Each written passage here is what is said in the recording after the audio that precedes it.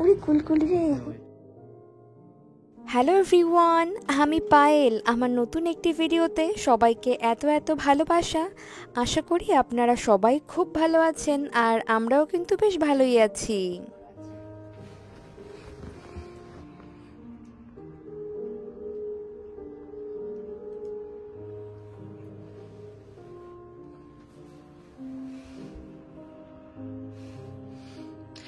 কি রে, কোনো টেনশন নেই, বাসনা কেনে ঠিক মতো বাড়ি চলে আসবে। হসপিটাল ব্যাগ সে তো গোছানোই ছিল, সকাল সকাল সেগুলোকে নিয়ে চললাম সোনাকে আনতে। ফাইনালি আমরা যাচ্ছি কাঞ্চন। আমি রেডি হয়ে নিয়েছি, একটা ওয়ান পিস পরেছি, কাঞ্চনের পাশে রয়েছে ব্যাগ পত্র সব ওখানে রেডি। আমি আজকে একটা শোল্ডার ব্যাগ নিয়েছি। আর চলুন ঠাকুরের নাম করে বের হই। কালকে যখন যাই তখন আমি জানতাম না যে আমার সাথে এগুলো হতে চলেছে। সব আপনাদেরকে আস্তে আস্তে জানাবো কি হচ্ছে কি না হচ্ছে। তো চলুন, আমার জন্য প্রে করবেন সবাই। চলো চলো চলো। কেমন একটা অদ্ভুত রকম ফিল হচ্ছে।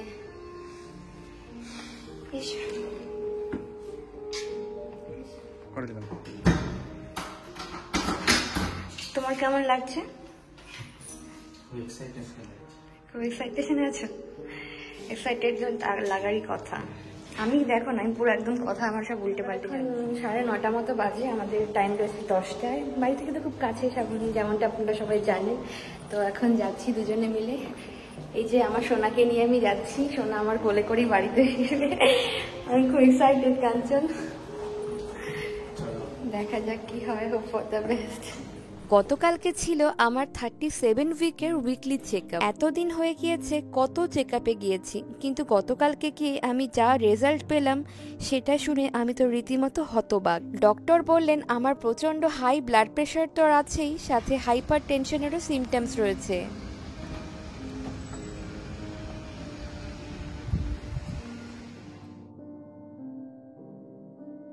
হ্যাঁ, বসে আবার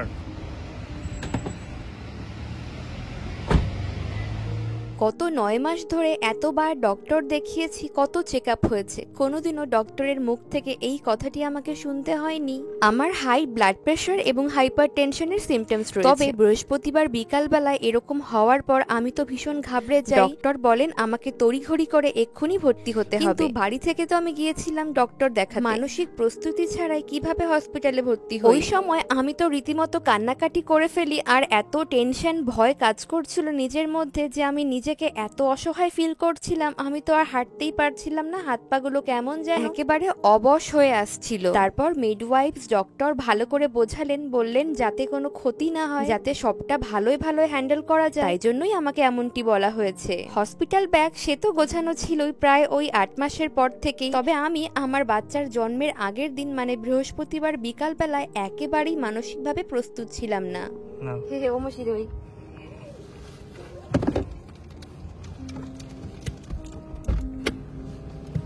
দেখো।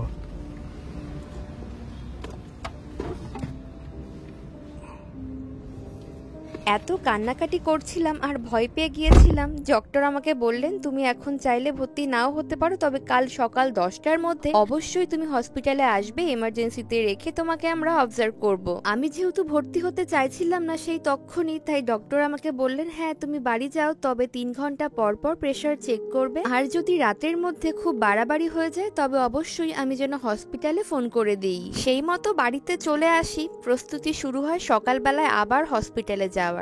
এত ভয় করছিল আর নিজেকে যে কি অসহায় লাগছিল। আমার বাচ্চাটার জন্য আমার প্রচন্ড চিন্তা হচ্ছিল। ভাবছিলাম ইস ঠাকুর, ওকে তুমি ভালো রেখো, আমার এই অতিরিক্ত প্রেশারের কারণে ওর যেন কোনো ক্ষতি না হয়।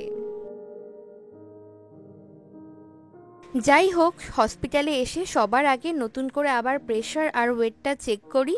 আর এখন হসপিটাল ব্যাগ সবকিছু একটা জায়গায় রেখে কাঞ্চন গিয়েছিল এই ব্যান্ডটা আনতে। এখন এই ব্যান্ডটাকে নিয়ে আমাদের যেতে হবে 3rd ফ্লোরে, যেখানে আমি অ্যাডমিট হব।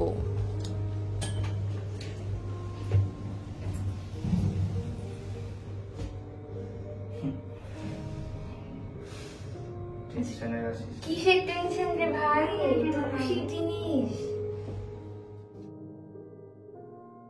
চারিদিকে এত বড় বড় মেশিন, কত রকমের লাইটস, কম্পিউটার, এইগুলোর মধ্যে আমাকে একটা এমার্জেন্সি ইলেকট্রিক বেডে শুয়ে রেখেছে। আর আমার বুকের মধ্যে কি ধকপক যে করছে তা আমি আপনাদেরকে ভাষায় প্রকাশ করতে পারবো না। আমার প্রেগনেন্সির সেই প্রথম থেকে আমি ভেবেছিলাম একরকম আর আমার সাথে হয়েছে একরকম, আর শেষের এই সময়টা এসেও আমাকে একেবারে অপ্রস্তুত হয়ে হসপিটালে ভর্তি হতে হলো। পেটের দুপাশে দুটো ছোট্ট ছোট্ট মেশিন বেল্টের সাহায্যে আটকে দিয়ে গিয়েছে, আর তার সাহায্যে আমার বেবির মুভমেন্টগুলোকে তারা মনিটর করছে। যিনি ডক্টর ছিলেন তিনি আমাকে যে কত সাহস দিয়েছেন, এবং ওনার প্রত্যেকটি কথা শেষ হওয়ার শেষে আমার মনোবল যেন আরো বেড়ে যাচ্ছিল। যাই হোক, সেই সকাল 10টা থেকে এখন বাজে দুপুর 1টা, এতক্ষণ ধরে আমার পরীক্ষা নিরীক্ষা চললো। দুপুর 1টার পরে ডক্টর বললেন আপাতত সব ঠিকঠাকই আছে, বাচ্চাও ঠিকঠাক মুভমেন্ট করছে। আর আমাকে না ওনারা বারবার জিজ্ঞাসা করতে আমি আমার বাচ্চার মুভমেন্ট বুঝতে পারি কিনা। কয়েকজন ডাক্তার মিলে তারপর একেবারে সিদ্ধান্ত নিলেন যে সোমবার দুপুর 12টার পর আমার বাচ্চার জন্ম হবে সি সেকশনের মাধ্যমে। তবে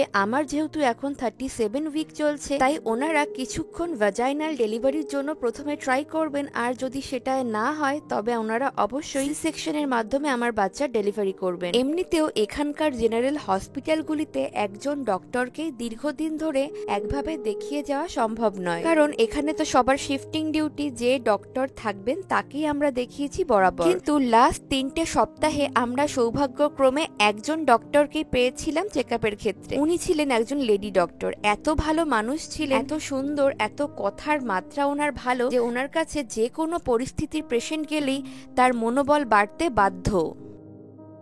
যেহেতু আমার পরিস্থিতি একটু জটিল, যে কোনো সময় এই প্রেশারের কারণে আমার ক্ষতি এবং বাচ্চারও কোনো ক্ষতি হতে পারে, তাই ওনারা বলেছিলেন পেটের মধ্যে কিছু হয়ে গেলে তখন তো আর কিছু করার থাকবে না, তাই বাচ্চাকে আগে থেকে বের করে অবজার্ভ করবে। তো ওনারা আমাদের কাছে সিদ্ধান্ত জানতে চেয়েছিলেন যে আমাদের কোনো মতামত আছে কিনা যে কিভাবে আমার বাচ্চার জন্ম হবে। খুব আনন্দ হচ্ছে। আনন্দ হচ্ছে না, ওকে একটু আগে দেখতে পাবো। ওরে কুলকুলি রে, কুলকুলি। এই মধু কুলকুলি আম খেয়েছো? জানো আমি যেখানে ছোটবেলায় পড়তে যেতাম, একজন বড় মা ছিল, ওনার কাছে পড়তে যেতাম, ওনার বাড়ির পাশে এরকম ছোট্ট ছোট্ট মধু কুলকুলি আম পাওয়া যেত, এক গালের মধ্যে চুষে চুষে খেতাম।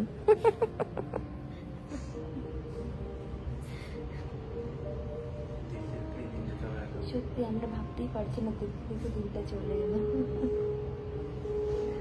আমার সবই ঠিকঠাক লাগছে, শুধু বুকের মধ্যে আমার একটুখানি কাঁপছে। কোনোদিন আমি হসপিটালে ভর্তি হইনি, এই কথাটা একদিন বলেছিলাম, তো কাঞ্চন বলছিল কী হয়েছে, মা হতে গেলে তো এখন কত যেতে হবে হসপিটালে। মাও কালকে তাই বলেছে, যদিও মা আমাকে এসব কথা কখনো বলেনি, মার মুখে বড্ড অড শুনতে লাগছিল, কিন্তু সত্যি সত্যি তাই।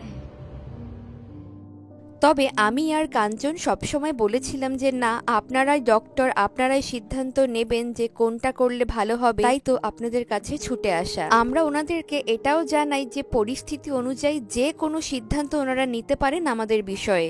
যাই হোক, এখন পর্যন্ত মোটামুটি সব ঠিকঠাকই আছে। এবার ওই এমার্জেন্সি রুমে যে ইলেকট্রিক বেড ছিল তার উপর বসে বসেই আমাকে দেয়া হলো খেতে দুপুরের লাঞ্চ। যেহেতু এদেশের মানুষ সব ধরনের খাবার খান, তবে আমরা যেহেতু ভারতীয় হিন্দু, তাই আমাদের খাবারের ক্ষেত্রে বেশ কিছু রেস্ট্রিকশন রয়েছে। হসপিটালে ভর্তি হবার আগেই খাবারের নিষেধাজ্ঞা অনুযায়ী এক ধরনের ফর্ম আছে, সেগুলো ফিল আপ করে দিতে হয়। সেখানে আপনি কি খাবেন কি খাবেন না সেগুলোকে মার্ক করা হয়। তো আমরা মার্ক করে দিয়েছিলাম, সেই মতোই আমাদের খাবার এখানে পরিবেশন করা হয়েছে।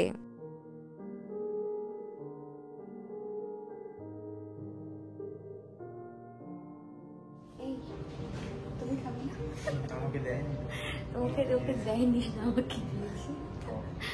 তুমি বাইরে করে খেয়েছিলে,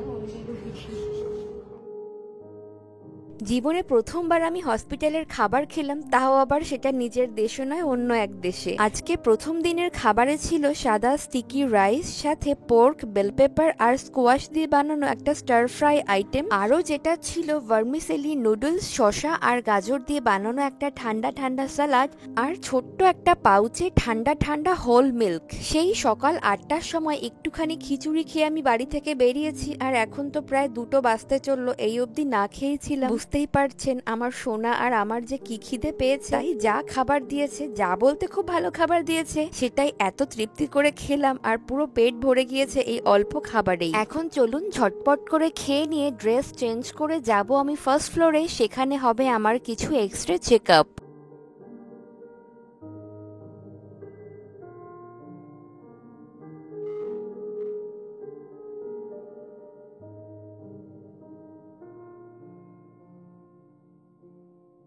বিকালবেলায় আবার ওই 20 মিনিটের জন্য আমার বাচ্চার ইকো করা হলো। সন্ধ্যাবেলায় আমাকে দেয়া হলো এই রুমটা। এখন প্রায় 6টা মতো বাজে। 8টার সময় আমাকে আবার ওই ছোট্ট ছোট্ট দুখানা মেশিন লাগিয়ে আমার বাচ্চার মুভমেন্ট মনিটর করা হবে, সেটাও বলল। আর এই যে পিঙ্ক কালারের ব্যাগটা দেখলেন, বাচ্চার জন্মের পর একজন নতুন মায়ের যা যা প্রয়োজনীয় জিনিস দরকার হয় সেগুলোই রয়েছে এই ব্যাগের মধ্যে। এটা আসলে 4 জনের একটা রুম। প্রত্যেকটি সেকশনে আলাদা আলাদা করে কার্টেন দিয়ে খুব সুন্দর করে প্রাইভেসি মেনটেন করাই আছে। আর প্রত্যেকটি আলাদা আলাদা সেকশনে রয়েছে ফ্রিজ, টিভি, একটা ছোট্ট ওয়ার্ড্রপ, সাথে electric bed, trash box, nurse calling gadget, সবই মোটামুটি হাতের কাছে ওনারা গুছিয়ে দিয়ে গিয়েছেন। হসপিটালের সময়সূচি অনুযায়ী তারা দিনে খাবার দেন 4 বার। সকাল 8টায় রয়েছে ব্রেকফাস্ট, দুপুর 12টায় দুপুরের খাবার, আর বিকালবেলায় একটা ছোট্ট আমাই মনো, যেটাকে মিষ্টি বলা হয়, সাথে একটা জুস, কখনো কখনো দুধও ওনারা দেন। আর সন্ধে 6টায় ওনারা পরিবেশন করেন রাতের খাবার। যাই হোক, সময় অনুযায়ী আমিও রাতের খাবার পেয়ে গিয়েছি। তো আজকে খাবারে রয়েছে সাদা স্টিকি রাইস, রয়েছে 1 টুকরো ইয়ং ইয়েলো টেইল মাছ, ওটা ডিমে কোট করে একটুখানি ব্রকলি সিদ্ধ সঙ্গে দিয়েছে। আরও ছিল এদেশে মেটে আলু জাতীয় এক ধরনের ল্যাদলেদে সবজি পাওয়া যায়, তো সেই সবজি আর হাম দিয়ে একটা স্যালাড আর একটু ফলও ছিল। কি গো, আমার সঙ্গে দেখা করতে এসছো? দেখি তো গলায় কি ঝুলেছে, দেখি দেখি। গলায় এটা ঝুলে আসতে হয়েছে? আচ্ছা, মনে হচ্ছে যে ঘুরতে এসেছি মামার বাড়ি। মামার বাড়ি ঘুরতে আসলে যেমন একটা ফিল হয় না, এরকম টাইম টু টাইম খাবার দাবার, স্নানের টাইম, সবকিছু একদম মেপে মেপে সবকিছু। জানো ওরা ক্যালোরি মেপে খাবার দিচ্ছে, জানো ওরা ক্যালোরি মেপে খাবার দিচ্ছে, কিন্তু খাবার টেস্টি ছিল। নুন ঝালের পরিমাণ একদমই নেই বললেই চলে।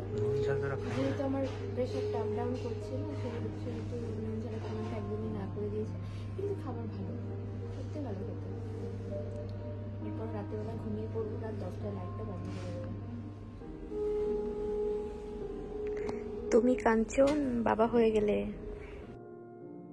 দুপুর 2টো থেকে 7টা পর্যন্তই হসপিটালে দেখা করার জন্য আসা যায়। তো কাঞ্চন বাড়িতে একটু গিয়েছিল, ফ্রেশ হয়ে খাওয়া দাওয়া করে আবার এসেছে। এখন 7টা বাজতে চললো প্রায়, তো ও চলে যাবে, তার জন্য আমাকে বাই বাই করে দিয়ে গেল। আর বললাম যে রাত 8টায় হবে আমার আরও একটা পরীক্ষা, যেখানে বাচ্চার মুভমেন্টগুলো আবার পুনরায় চেক করা হবে। দিনে মোট 3 বার করে মনিটরিং করা হবে আগামী সোমবার পর্যন্ত। যেহেতু পুরো 40 মিনিট ধরে এটা করা হবে, তাই কোমরে তো একটু ব্যথা হতে পারে একইভাবে শুয়ে থাকলে। এই জন্য ওই ইলেকট্রিক বেডটাকে একটুখানি উপর দিকে তুলে নিয়েছি, যাতে কোমরে প্রেসার না পড়ে আর খুব কমফোর্টেবলি শুয়ে থাকা যায়। আজকে বাইরে মোটামুটি বেশ গরমই ছিল, কিন্তু কি অদ্ভুত, হসপিটালের মধ্যে এসে আমি বেশ মোটা কম্বল গায়ে দিয়ে দিব্যি শুয়ে আছি। আসলে ভেতরের টেম্পারেচারটা না বেশ ঠান্ডা ঠান্ডা আর অনেক আরামদায়ক। মিডওয়াইফসরাও মাঝে মাঝে এসে চেক করে যান বাচ্চার মুভমেন্ট ঠিকঠাক চলছে কিনা, বা আমি ঠিক আছি কিনা, আমার কিছু লাগবে কিনা, সবটাই ওনারা তত্ত্বাবধান করে। হসপিটাল তো, তাই একেবারে কাটায় কাটায় ঘড়ি ধরে সব ধরনের নিয়ম কানুন পালন করা হয়। রাত 10টায় লাইট বন্ধ হয়ে যায়, পায়ে যাতে অতিরিক্ত